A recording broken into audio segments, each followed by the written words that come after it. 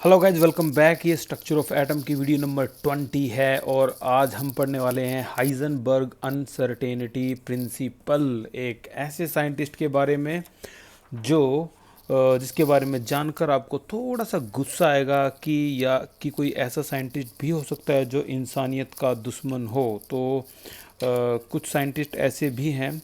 तो इनमें से एक साइंटिस्ट है, आप खुद डिसाइड करना कि इसने अच्छा किया या बुरा किया, क्या ये सही था, ये गलत था, ये आपके ऊपर है। ओके, दिल का बहुत अच्छा इंसान हाइजनबर्ग। हाइजनबर्ग, पहले सुनते रहना इसके बारे में। हाइजनबर्ग ने जो प्रिंसिपल दिया था उसका नाम था हाइजनबर्ग अनसर्टेनिटी प्रिंसिपल। इसका एक नाम और है, इसे सर्टेनिटी प्रिंसिपल भी कहते हैं, या फिर इसका एक नाम और भी है, इसको हम इनडिटरमिनेसी प्रिंसिपल भी कहते हैं। इन डिटरमाइन को डिटरमिनेसी, इनडिटरमिनेसी प्रिंसिपल। ठीक है, तो ये सब इसी के नाम नाम थे। Certainty principle, Heisenberg uncertainty principle, indeterminacy principle, ये सब इसी के नाम थे। ठीक है, तो हाइजेनबर्ग को क्या कहा जाता है? इसे फादर ऑफ क्वांटम फिजिक्स कहा जाता है। ठीक है ना, फादर ऑफ क्वांटम फिजिक्स, बहुत बड़ी खोज की थी और नोबेल प्राइज़ भी लिया था 1932 में। और जो चीज़ इन्होंने अच्छी नहीं की थी वो ये थी। अब आपको डिसाइड करना है कि क्या इन्होंने ठीक किया था। आप इसकी जगह होते तो क्या करते? इतना ज़बरदस्त आईक्यू आपके पास है तो आपका डिसीजन क्या रहता? जर्मनी के रहने वाला हाइजेनबर्ग शुरू से ही 13 साल की उम्र में ही अपना फर्स्ट वर्ल्ड वार देख चुका था। और सभी जर्मनी में जो फर्स्ट वर्ल्ड वॉर हुआ था उसमें ज़्यादा नुकसान को देखते हुए अपने देश से प्यार करने लग गया। देश से इतना प्यार करने लग गया कि सेकेंड वर्ल्ड वॉर के लिए इसने हिटलर के सामने प्रोपोजिशन रख दी कि मैं एक एटॉमिक बॉम्ब बना सकता हूँ। किससे? यूरेनियम से। हालांकि हिटलर साइंटिस्ट में बिलीव नहीं करता था, लेकिन फिर भी उसने उसका काम मान लिया और उसे फंड वगैरह प्रोवाइड कर दिया कि ठीक है, आप लैब में काम करो और एटॉमिक बम बना के दो, ताकि जर्मनी पूरे देश, पूरे वर्ल्ड पे अपनी डोमिनेंसी दिखा सके।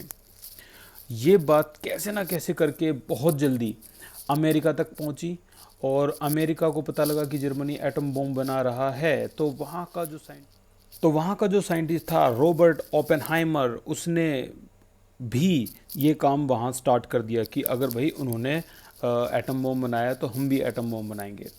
तो सब उनको भी पता लग गया कि ये यूरेनियम से बनता है, लेकिन वहाँ पर यूरेनियम की तादाद कम थी, जर्मनी के पास यूरेनियम की तादाद ज़्यादा थी।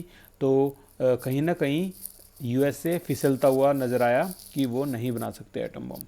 लेकिन ओपेनहाइमर ने ये भी पता लगा लिया कि ये यूरेनियम के अलावा प्लूटोनियम से भी बन सकता है, तो उसने काम शुरू कर दिया।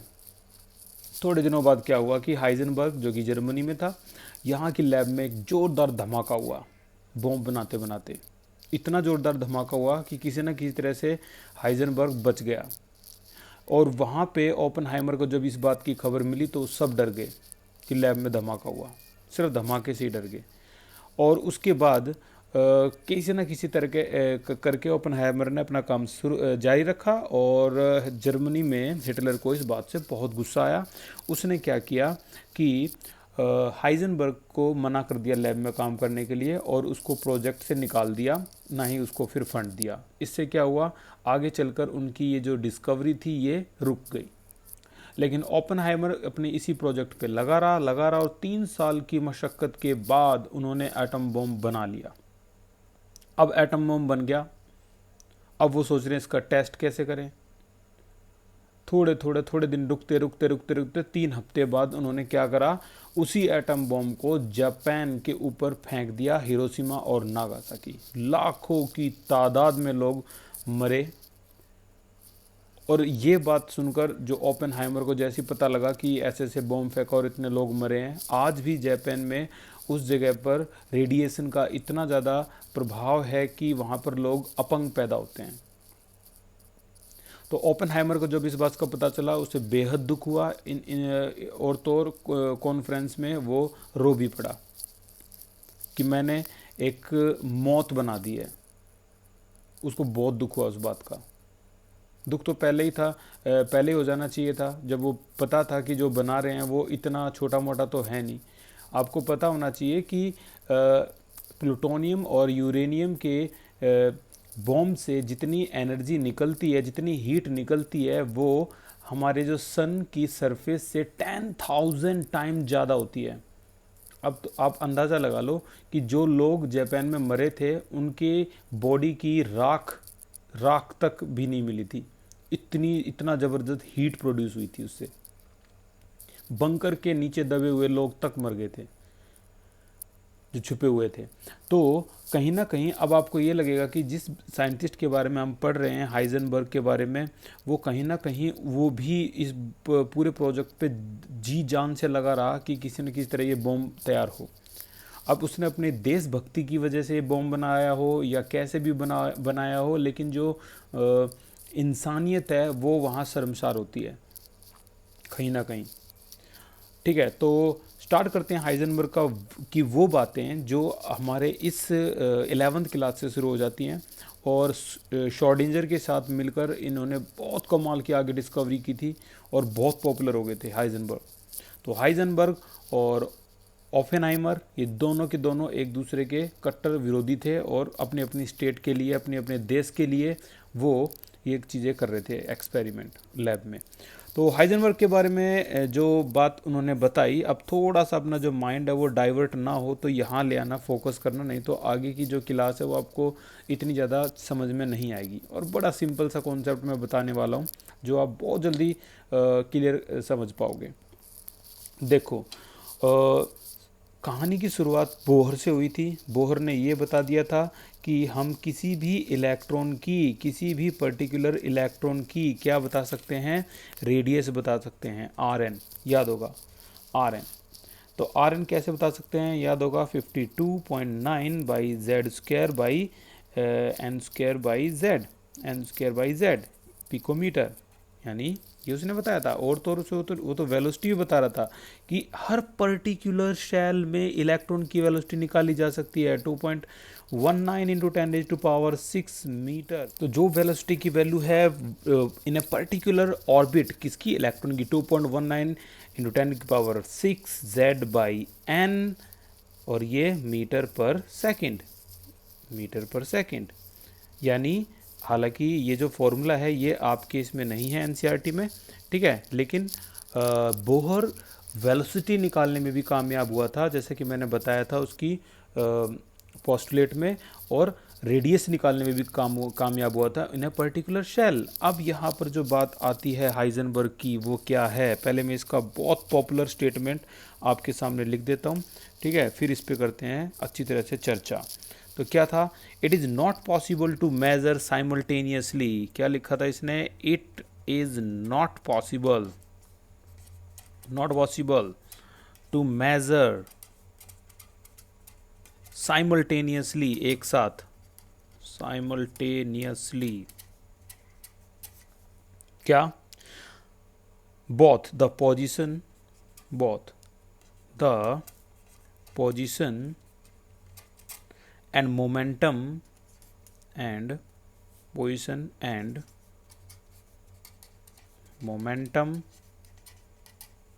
या फिर velocity और velocity of an electron with absolute accuracy।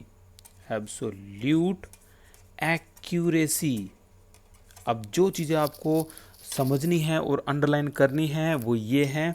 देखो, it is not possible to measure simultaneously, एक साथ, क्या, पोजीशन एंड मोमेंटम, ठीक है ना, विद एब्सोल्यूट एक्यूरेसी। ये चार चीज़ें, 1 2 3 4, ठीक है। अब इसके बारे में सुनना ज़रा ध्यान से, वो पहले तो बोल क्या रहा है, फिर मैं बताऊंगा कैसे बोल रहा है, और फिर बताऊंगा मैं क्यों हुआ ऐसा, ठीक है ना। तो ध्यान से सुनना इसकी सारी कहानी को। ये बात बताई थी हाइजेनबर्ग ने कि जो इलेक्ट्रॉन आउटर शेल में घूमता है, पहली शेल, दूसरी शेल, तीसरी शेल।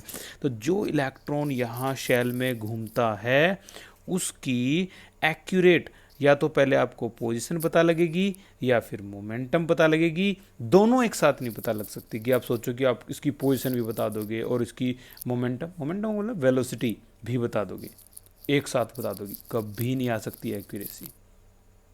अब दिमाग में जो क्वेश्चन चल रहे हैं उसका एक्सप्लेनेशन देखते हैं। क्या पहली बात तो ये समझो पोजीशन होती क्या है, पोजीशन ही नहीं पता पोजीशन क्या होती है।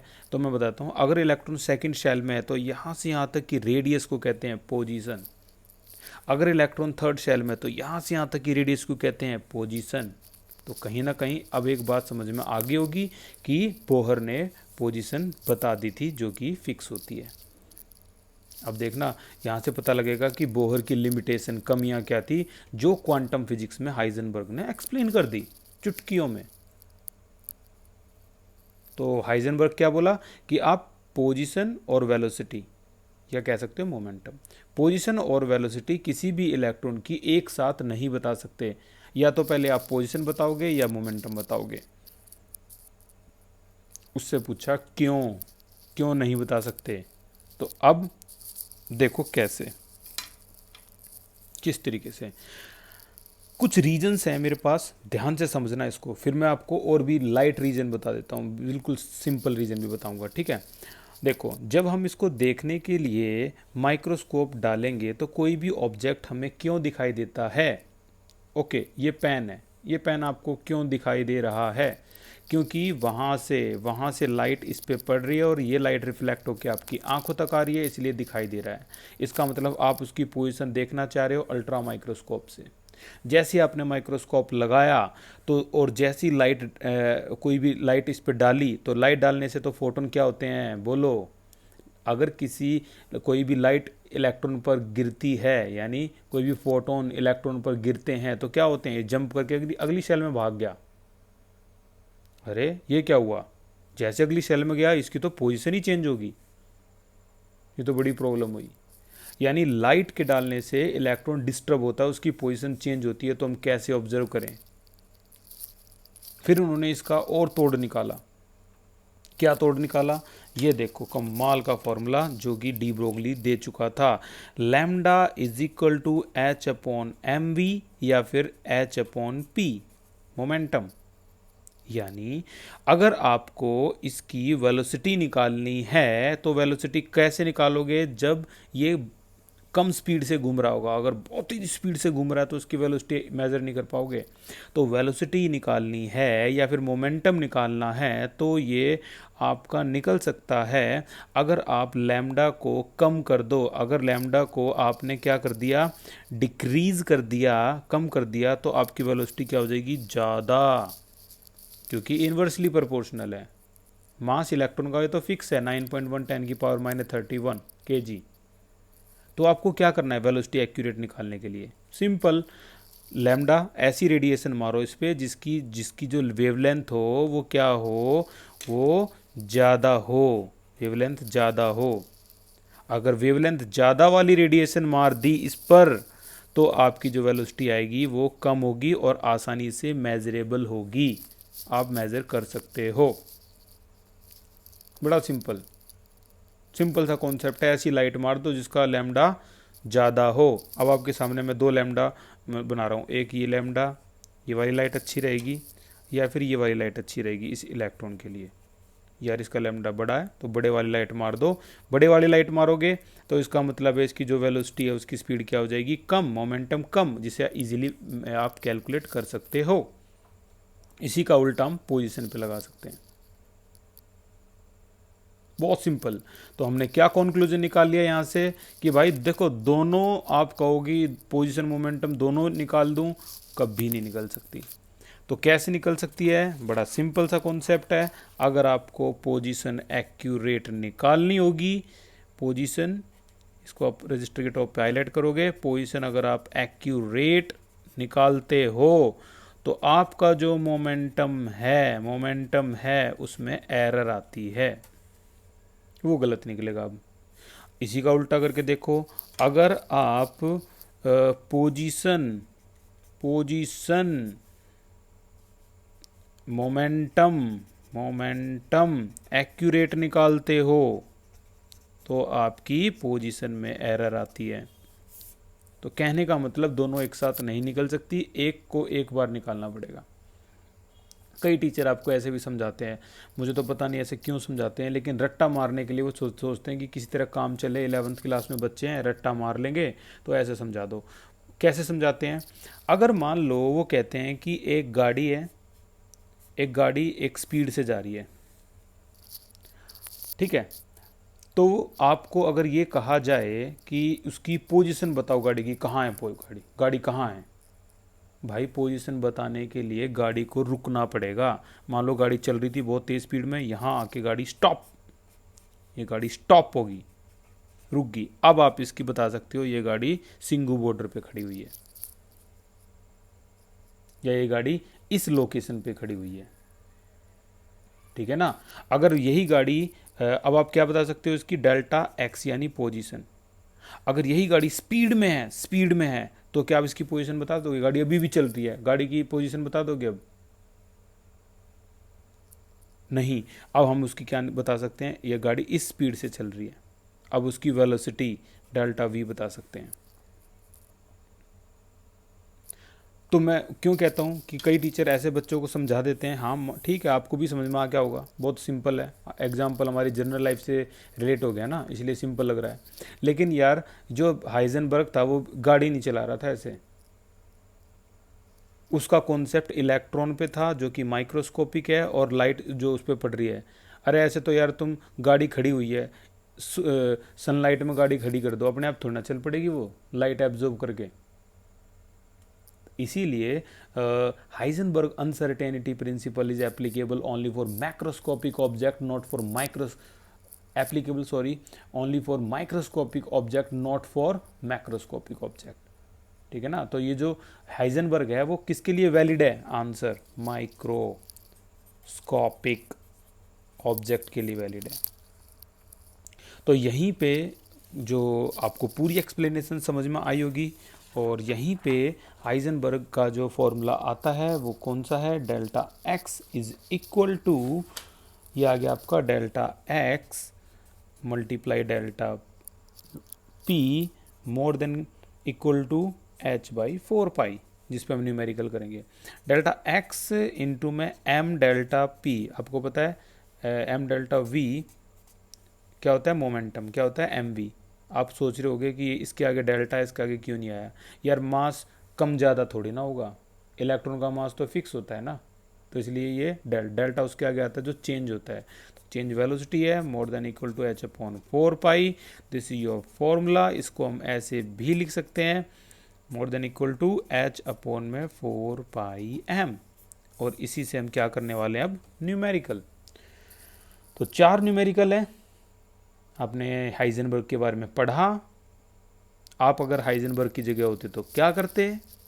क्या आप इंसानियत ख़त्म करने के लिए बॉम्ब बनाते अपने देश की सिक्योरिटी के लिए? It's a big question.